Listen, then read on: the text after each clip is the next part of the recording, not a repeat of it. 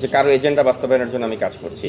তো সেটা তো এখনও করা হচ্ছে। যেমন আমি বাংলাদেশে প্রবেশ করার পর থেকে আমাকে বারেবার একটা কথা বলা হচ্ছে যে আমি ডক্টর আসিফ নজরুলের পয়সায় নাকি বাংলাদেশে এসেছি এবং তাকে প্রমোট করার উদ্দেশ্যে আমি এখানে এসেছি, এবং বলা হচ্ছে যে মোস্তফা সরোয়ার ফারুকী বা আসিফ নজরুলের পক্ষে কথা বলার কারণে তাদের দালাল হিসেবে নাকি আমাকে বাংলাদেশে ঢুকতে দেওয়া হয়েছে। অথচ যেই সব বোকারা এই কথাটা বলছে তারা নাগরিক টিভি আসলে ভালো মতো দেখে কিনা আমার সন্দেহ আছে। কারণ আমি এই তো 3 মাস আগেও আমি আসিফ নজরুলের বিরুদ্ধে একটা কন্টেন্ট বানিয়েছি যেখানে আসিফ নজরুলের এমন কোনো সমালোচনা নেই যেটা আমি করিনি। এবং গতকালকে আসিফ নজরুলের সাথে আমার দেখা হলো এবং তার সাথে আমি গিয়ে কথাও বলেছি, নানা ইস্যুতে আমাদের কথা হয়েছে, আমাদের মতের অনেক বিষয়ে দ্বিমত রয়েছে।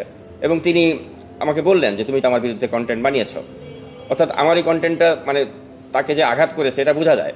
তো কই, আমি যদি তার সাথে কোনো কম্প্রোমাইজেই যেতাম তাহলে তো ওই কন্টেন্টটি আমি সরিয়ে ফেলতাম, কিন্তু আপনি এখন আমার ইউটিউবে যান, কন্টেন্টটি কিন্তু রয়েছে।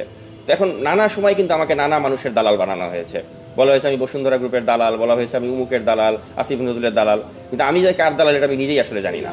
তো এখন আমি এক্ষেত্রে যারা এই ধরনের অভিযোগ করে তাদেরকে আমি একটা কথাই বলবো, যেমন বসুন্ধরার বিরুদ্ধে মানে বিষয়টা যে বলা হয় যে আমি বসুন্ধরার দালাল বা এরকম কিছু, যে ব্যক্তি আমাকে বসুন্ধরার মানে বিষয়টা নিয়ে আমাকে অভিযুক্ত করেছেন, দীর্ঘদিন বলতে আমি আসলে 5 বছর বাংলাদেশে আমি আসতে পারিনি। এবং এটার পেছনে মূল কারণ ছিল যে আপনারা জানেন যে আমি সাংবাদিকতা করতে করতে একসময় অ্যাক্টিভিজমে জড়িয়ে পড়ি। আর অ্যাক্টিভিজম মানেই হচ্ছে আপনি এমনভাবে কাজ করবেন যেটা একটা স্বৈরাচারের চোখে চোখ রেখে কথা বলা। তো সেটা আমি এর আগেও করার চেষ্টা করেছি যখন জাতীয় গণমাধ্যমগুলোতে কাজ করেছিলাম, কিন্তু সেটা একটু এমন মাত্রায় করেছি যাতে আমাকে কখনো ঝামেলায় পড়তে না হয়। যেমন আমি উদাহরণ হিসেবে বলতে পারি, আমি সালমান এফ রহমানের মালিকানাধীন ইংরেজি দৈনিক দ্য ইন্ডিপেন্ডেন্ট আমি কাজ করেছিলাম। সেখানে আমি আসাফুদ্দৌলার মতো একজন ব্যক্তি, যিনি সাবেক সচিব, তার সাক্ষাৎকার নিয়েছিলাম। তখন তিনি সমস্ত গণমাধ্যমে ব্যান্ড ছিলেন। তো সেটা করার পরে কিন্তু আমাকে গোয়েন্দা সংস্থা থেকে হুমকি বা চাপ দেওয়া হয়েছিল। কিন্তু ওই চাপের পরেও কিন্তু আমি বাংলাদেশে যাতায়াত করতাম। আমি আমেরিকা থেকে প্রতি বছরে 2বার করে আসতাম দেশে, এবং আমি পত্রপত্রিকায় লেখালেখি করতাম। কিন্তু আমাকে ওই ধরনের ঝামেলায় পড়তে হয়নি। আমাকে হ্যাঁ মাঝে মাঝে ফোন করা হতো বা একটু বলা হতো যেভাবে যেন এসব প্রতিবেদন আমি না করি, কিন্তু যেহেতু সালমান এফ রহমানের মালিকানাধীন পত্রিকায় আমি কাজ করতাম, তো সেজন্য ওই স্বাধীনতাটা ছিল। যেহেতু আপনারা জানেন যে সালমান এফ রহমান অত্যন্ত প্রভাবশালী একজন ব্যক্তি, এবং যে কারণে তিনি খালেদ মহিউদ্দিনের মতো লোককে দিয়ে টকশো করাতে পারতেন, এবং মোটামুটি একটা স্বাধীনতা তার গণমাধ্যমগুলোতে ছিল, এটা অস্বীকার করার উপায় নেই। তো ওটা আমি এক্সারসাইজ করতাম, কিন্তু তারপরেও দেখা যাচ্ছিল যে আমি যেটা বলতে চাই সেটা স্পষ্ট করে বলার মতো অবস্থা বাংলাদেশের মাধ্যমগুলোতে, গণমাধ্যমগুলোতে ক্রমেই সংকুচিত হচ্ছিল। বিশেষ করে আপনার 2018 সালের রাতের ভোটের নির্বাচনের পরে সেটা আরও ব্যাপকভাবে দেখা গেল যে তখন যারা টকশোতে আসতেন রেগুলার, তাদেরকে কিন্তু আপনারা টকশোতে আর ডাকতে পারতেন না। মূলধারার যারা গণমাধ্যম তারা ডাকতে পারতেন না।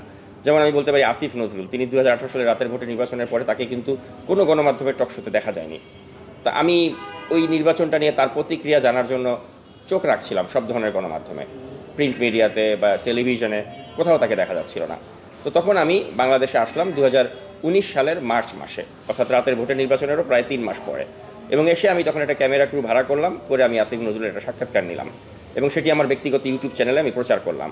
এবং ওটা করার দায়ে যেটা হলো আর কি, যে আমি মার্কিন যুক্তরাষ্ট্রে ফেরত যাওয়ার পর আমাকে এসবি পুলিশ থেকে জানানো হলো যে ভাই আপনি আর বাংলাদেশে আসবেন না। আমি বললাম কেন আসবো না? তো বলা হলো যে আপনি আসলেই আপনাকে এয়ারপোর্ট থেকে গ্রেপ্তার করা হবে। তাই বললাম কেন গ্রেপ্তার করা হবে? বলা হলো যে আপনি একজন নিষিদ্ধ মানুষ, যাকে কোনো চ্যানেলে সাক্ষাৎকার নেওয়া হয় না, সেই আসিফ নজরুল একটা সাক্ষাৎকার নিয়ে আপনি প্রচার করেছেন, এটা সরকার খুব বিব্রত, তো সেজন্য আপনি আর আসবেন না, আসলে আপনাকে এয়ারপোর্ট থেকে গ্রেপ্তার করতে হতে পারে বা গুমও হতে পারেন। এবং এটা আমি আসলে যেই পুলিশ কর্মকর্তা আমাকে তথ্যটা দিয়েছেন আমি তার প্রতি কৃতজ্ঞ, কারণ তিনি তো এই তথ্যটা গোপন করতেও পারতেন। তো আসলে ব্যাপারটা হচ্ছে কি, আপনারা জানেন যে পুলিশ নিয়ে আমি অনেক রিপোর্ট করেছি, তো পুলিশের সাথে আমার একটা সখ্যতা ছিল অনেক পুলিশ সদস্যের সাথেই, তো তারা অনেকেই আমার ওয়েল উইশার ছিলেন।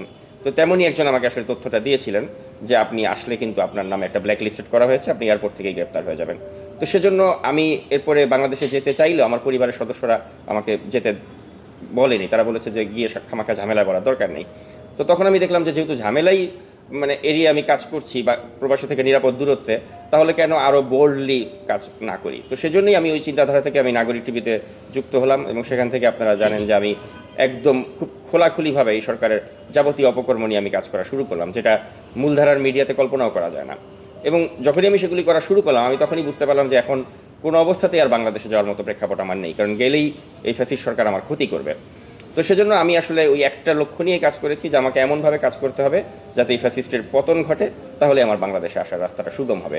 এবং লাকিলি 5ই আগস্ট ছাত্র জনতার অভ্যুত্থানের মাধ্যমে ফ্যাসিস্টের পতন ঘটেছে, এবং আমি দীর্ঘ 5.5 বছর পরে আপনাদের সামনে এসে আজ কথা বলতে পারছি। ব্যক্তি আমাকে এই বসুন্ধরার থেকে আমি চাঁদা খেয়েছি বা এই ধরনের অভিযোগ করেছে, আপনারা খেয়াল করলে দেখবেন যে সেই ব্যক্তি কিন্তু আজ পর্যন্ত কখনো বসুন্ধরার বিরুদ্ধে বা সায়ন্তবার আনভীরের বিরুদ্ধে কোনো ধরনের কন্টেন্ট তিনি বানাননি। তো এখন চাঁদা তাহলে পেয়েছে কে আর অভিযুক্ত হলো কে? এটা আপনাদের বিবেকের কাছে এই প্রশ্নটা আমি রেখে গেলাম। বেশিরভাগ মামলাই হয়েছে আপনার আইসিটি অ্যাক্টে। তো এটা নিয়ে আমি ডক্টর আসিফ নজরুলের সাথে যখন কথা বলেছি, তিনি বলেছেন যে আইসিটি অ্যাক্টটাই যেহেতু থাকছে না, অতএব ওই অ্যাক্টের মামলাগুলোকে নিয়ে আসলে উদ্বিগ্ন হওয়ার কিছু নেই। একটা মামলা নিয়ে আমি উদ্বিগ্ন ছিলাম, সেটা হচ্ছে আমার বিরুদ্ধে একটা, এই বছরখানেক আগে যখন বসুন্ধরা গ্রুপের বিরুদ্ধে আমি কার্যক্রম শুরু করলাম, তখন আমি জানতাম যে তারা আমার বিরুদ্ধে খুবই বাজে কোনো মামলা করবে আমাকে থামাবার জন্য। তো তারা যেটা করলো, তারা আমাকে আমার বিরুদ্ধে একটা মামলা করলো তারা, এবং হাস্যকরভাবে ওই মামলার চার্জশিটে তারা লিখলো যে আমি নাকি 2011 সালে ছিলাম রাজধানীর সবুজবাগ এলাকাতে। কিন্তু হাস্যকর বিষয় হচ্ছে যে 2011 সালে আমি সালমান এফ রহমানের পত্রিকাতে চাকরি করতাম। ওই সময় যদি সত্যিকার অর্থে আমি এরকম দেশব্যাপী তোলপাড় হতো, এত বছর পরে এসে কেন এ ধরনের বিষয়টা আসবে? এটা হচ্ছে প্রথম কথা। আর দ্বিতীয় কথা হচ্ছে যে ওই এজাহারে লেখা আছে যে ওই শিশুকে নাকি ওই মুগদা হাসপাতালে নিয়ে তার চিকিৎসা করা হয়েছিল, কিন্তু বাস্তবতা হচ্ছে মুগদা হাসপাতালটি শেখ হাসিনা 2013 সালে উদ্বোধন করে, অর্থাৎ তাদের যে স্ক্রিপ্টটা এটাও খুব দুর্বল ছিল। তো এভাবেই তারা আসলে ফেসে গিয়েছে। তো আমার আসলে একটা মজার ছলে আপনাদের একটা কথা বলি। আমার একটা ইচ্ছা আছে যে আমি এই যে আমাকে যে একটা অভিযুক্ত করা হলো শিশু ধর্ষণের দায়ে বসুন্ধরা গ্রুপের পক্ষ থেকে, ওই মামলার যিনি বাদী তাকে আমি খুঁজে বের করে আমি জিজ্ঞেস করবো যে আসলে তোমাকে কি আমি ধর্ষণ করেছি নাকি আহমেদ আকবর সোবান ধর্ষণ করেছে, তুমি হয়তো ভুলে আমার নাম দিয়ে দিয়েছো। এটা একটু বের করার চেষ্টা করবো, আমার ইচ্ছা আছে। আচ্ছা ভাই, কেমন বাংলাদেশ প্রত্যাশা করেছেন, এখন কেমন দেখছেন? আসলে আমাদের তো প্রত্যাশা অনেক বেশি, এবং এই প্রত্যাশার অনেক বেশি বলেই কিন্তু আমরা ডক্টর ইউনূসের মতো একজন ব্যক্তিকে আমরা এখানে ক্ষমতায় ছাত্র জনতা তাকে বসিয়েছে, অনেক আশা নিয়ে বসিয়েছে। তো এখন এই 4 মাস পার হওয়ার পরে কিন্তু আমাদের প্রত্যাশার সাথে প্রাপ্তির মিল কিন্তু ঘটছে না, এটা বাস্তবতা। অনেক বিষয় কিন্তু আমাদের জনগণ এখন অসন্তুষ্ট, এবং এটাকে অস্বীকার করার কোনো উপায় নেই।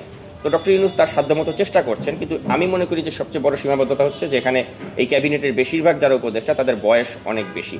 এখানে আমি আরও অনেক তরুণের উপস্থিতি দেখলে আমার কাছে ভালো লাগতো ব্যক্তিগতভাবে, এবং আমি মনে করি এই অদক্ষ যারা উপদেষ্টা রয়েছেন তাদের কারণেই কিন্তু এই ডক্টর ইউনূসের সরকারটা বিতর্কিত হচ্ছে। এবং এখানে সবচেয়ে বেশি যেটা আমি মনে করি সমস্যা হচ্ছে, সেটা হচ্ছে চুক্তিভিত্তিক নিয়োগগুলো। আপনি দেখেন যে পুলিশের আইজিপি থেকে শুরু করে ডিএমপি কমিশনার, এই পদগুলোতে যারা ডিজার্ভিং পুলিশ তাদেরকে আপনি এখানে না বসিয়ে আপনি যারা রিটায়ারমেন্টে চলে গিয়েছে তাদেরকে আপনি আবার কামব্যাক করাচ্ছেন এবং তাদেরকে আপনি চুক্তিভিত্তিক নিয়োগ দিচ্ছেন।